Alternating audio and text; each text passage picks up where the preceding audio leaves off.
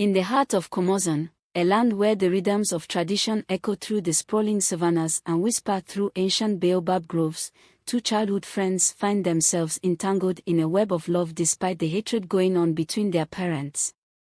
Lamisai's father hated Jabari's father with passion and would even do anything to kill him.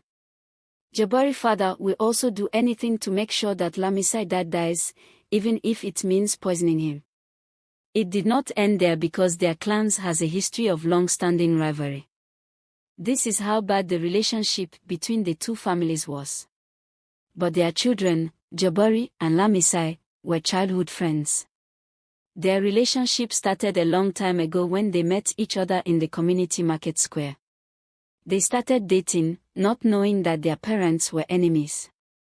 Lamisai and Jabari grew up as inseparable friends, their bond forged through shared laughter under the golden African sun and whispered dreams beneath the starlit skies. Despite the unspoken attraction simmering between them, their clans' long-standing rivalry and conflicting traditions kept their love confined to stolen glances and secret meetings. Knowing the critical situation they were in, they started holding secret love meetings close to the village stream.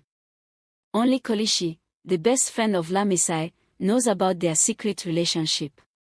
She was instructed by Lamisai not to let their parents know about their secret affairs. Before this relationship, the two clans Ashanti and Mosai used to experience epidemics of large proportion that always claimed the lives of people. A strange boil will affect its captive, and after 21 days, they will die. All efforts to use spiritual and native medication to cure it prove abortive. People were dying in both clans. Yet their enmity persisted. Kolishi, the best friend of Lamisai, became jealous of her and reported the matter to her parents. She later reported the issue to Jabari's parents. This resulted in communal clashes that led to the deaths of some warriors. The chief priest of both clans met and decided that Lamisai and Jabari be executed for peace to reign, and the person who revealed this abomination, the secret affairs between the Lamisai and Jabari, be rewarded for exposing evil. The two clans, due to their long history of hostility, are not supposed to marry or have love affairs. On that fateful day, all were gathered to punish Lamisai and Jabari by stoning them to death. They brought out both of them with their hands tied to a red rope. They also brought out Kolishi to honor her for exposing the evil love affair going on in the land.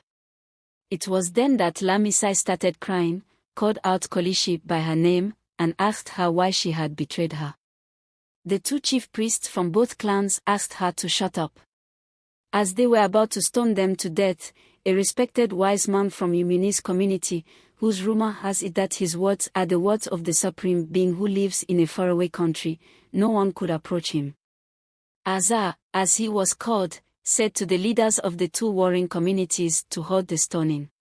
He said the relationship between Lamisai and Jabari was ordained by the supreme being who lives in a far country, and their marriage will bring an end to the plague killing people after 21 days of affliction. This was a shock to everyone since Azar is believed to be the mouthpiece of the supreme being. The marriage commenced immediately, and Jabari was overwhelmed with joy, unaware of Lamisai's anguish and internal turmoil. She was meditating about the betrayal by her best friend that almost cost her life. Suppressed by emotion, she burst out in tears, weeping, and could not be consoled. The traditional marriage took place, and peace that has eluded the Ashanti and Mosai clans for over 50 years has returned. To the surprise of the people of the Ashanti and Mosai clans, the drought and epidemic that descended upon Kumazan, threatening the livelihoods of both the Ashanti and Mosai clans, stopped. The sick ones recovered, and there was joy all over the land. The two clans started relating to each other from that day on. They started marrying each other.